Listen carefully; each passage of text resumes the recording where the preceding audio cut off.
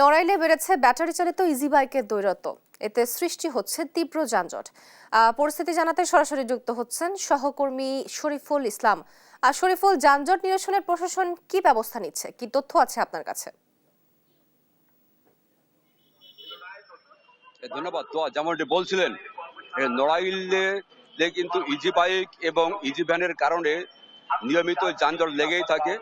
বিশেষ করে প্রতি সপ্তাহের বৃহস্পতিবার এবং রবিবারের দিন এখানকার হাটের দিনের কারণে এইখানে প্রচুর পরিমাণে যানজট লেগে থাকে।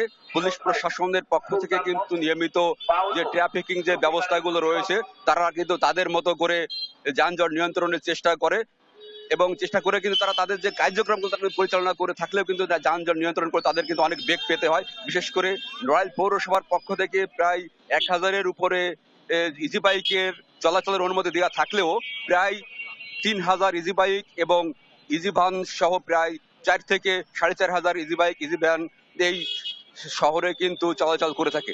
যার কারণে কিন্তু যে যানজটের যে বিষয়টা সেটি কিন্তু দীর্ঘদিন বা দীর্ঘ সময় ধরে কিন্তু লেগেই থাকে। এই জন্য এই শহরের মধ্যে দিয়ে অনেক সময় বাস এবং ট্রাকও চলাচল করে থাকে। সেজন্য কিন্তু পুলিশ তাদের এই যে ট্রাফিকিং যে ব্যবস্থা রয়েছে সেটি নিয়ন্ত্রণ করতে কিন্তু যানজট নিয়ন্ত্রণ তাদের যে অনেক সময় কিন্তু অনেক বেগ পেতে হয়। এ বিষয়টি নিয়ে যানজট নিয়ন্ত্রণের জন্য জেলার যে ঊর্ধ্বতন যে সর্বোচ্চ যে ফর্ম রয়েছে, যে আইন শৃঙ্খলার যে কমিটি রয়েছে, সেখানে কিন্তু জেলা প্রশাসকের কার্যালয়ের বিষয় নিয়ে বিভিন্ন সময়ে আলোচনা হয়েছে। আলোচনা হয়েছে এইটি নিয়ন্ত্রণ করার জন্য, কিন্তু নিয়ন্ত্রণ করা যে সেটি কিন্তু আসলে কার্যক্রমগুলো চলে সেগুলো তারা তাদের পক্ষ থেকে কিন্তু চেষ্টা করে যাচ্ছেন। এ বিষয়ে আমরা আরেকটু জানার চেষ্টা করব নড়াইলের ট্রাফিক পুলিশের দায়িত্বপ্রাপ্ত ট্রাফিক ইন্সপেক্টর কাজী হাসানুজ্জামানের সঙ্গে আমরা একটু কথা বলার চেষ্টা করছি। ট্রাফিক নিয়ন্ত্রণে যানজট নিয়ন্ত্রণে আপনারা আসলে কি কি পদক্ষেপগুলো গ্রহণ করছেন? আসলে এই নড়াইল ডিস্ট্রিক্ট আপনাদের হচ্ছে এক রাস্তার শহর। এখানে যে কোনো রাস্তায় একটা যে কোনো প্রবলেম হলে যে আমি গাড়িটা অন্য দিক দিয়ে ডাইভারশন দেব, সেরকম কোনো সুবিধা এখানে পাওয়া যায় না।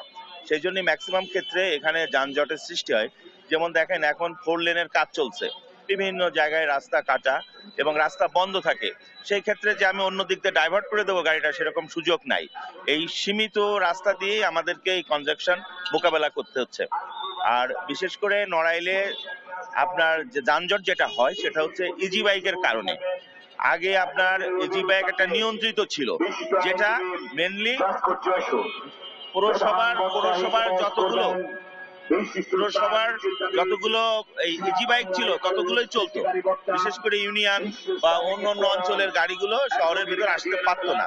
কিন্তু বর্তমানে এই সমস্ত গাড়িগুলো চলে আসছে আপনার শহরের মধ্যে, যে কারণে যানজটের সৃষ্টি হচ্ছে। আর এটা আমাদের মেনলি এটা মেনটেন করে থাকে পৌরসভার কাজ বর্তমানে সেরকম ওনারা পদক্ষেপ নিতে পারছে না। আমরা এর আগে একটা মিটিংও করেছি এটা নিয়ন্ত্রণ করার, তো ওনারা কিছুদিন করে আর করে নাই, যে কারণে ইজি ব্যাগটা আপাতত নিয়ন্ত্রণ সেভাবে করা যাচ্ছে না।